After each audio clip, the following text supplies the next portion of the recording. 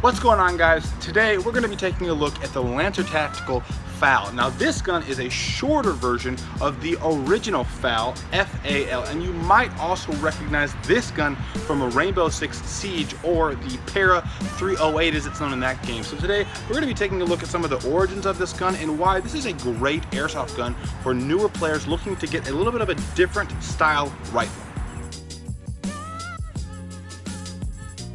Now this gun was initially designed using the 7.62 NATO round. Now that's a little bit bigger than the 5.56. So in theory, if you're a real steel shooter, this is a really compact package with a little bit of a bigger round for a little bit more stopping power.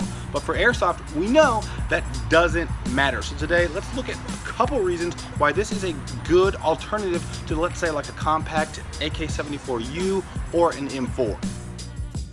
Now when you first pick this gun up, one of the things I definitely will say is that the full metal construction is really noticeable. The weight of the gun is pretty manageable, but there's not a lot of wiggle. The tolerances are very tight on this gun, and the full metal upper lower rail kit and stock is noticeable, and it really makes the gun have a nice feel.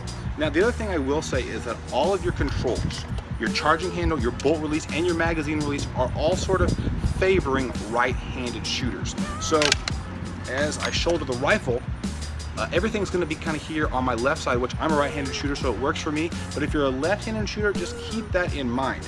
But the nice thing is that when you do hit that bolt release, you get a nice solid clang, which is just a nice touch for this gun.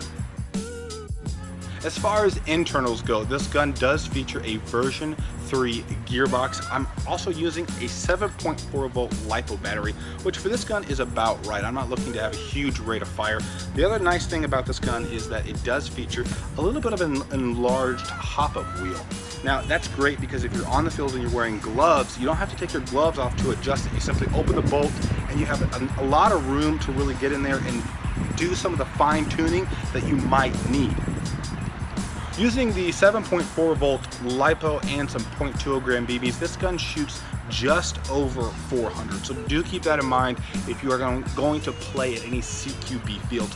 But I would also be very curious to see this gun polar start. This seems like an ideal small compact gun to put a P3 engine in, and definitely that would be kind of a cool feature. So let me know in the comments below if any of you guys have taken this gun and polar started. Now the other nice thing about this gun that is great for newer players is that it actually comes with a 500 round high cap winding magazine, which is really nice because if you're a new player, you don't have to worry about doing a ton of reloads. However, if you do want to pick up some extra mags, that's also not a bad idea. For those of you who wear paintball masks or lower face pro, the iron sights on this gun are very low, and that's a really nice feature when you're actually shooting this gun in the real steel version. But if you're wearing a lower face pro, you might want to get a raised red dot or some kind of optic that's a little up from this monolithic rail up here, because that will help you get a nice sight picture. Otherwise, you might be a little bit impeded. Or the other option you have is to simply take a stock and kind of aim like this, but this is definitely not quite as stable as you're missing your 3 points of contact on the rifle. So just keep that in mind with this gun. Well guys, I hope this has been a helpful overview of the Lancer Tactical FAL. In all honesty, this is a great little package if you're looking for a compact rifle that still is able to perform well on the field.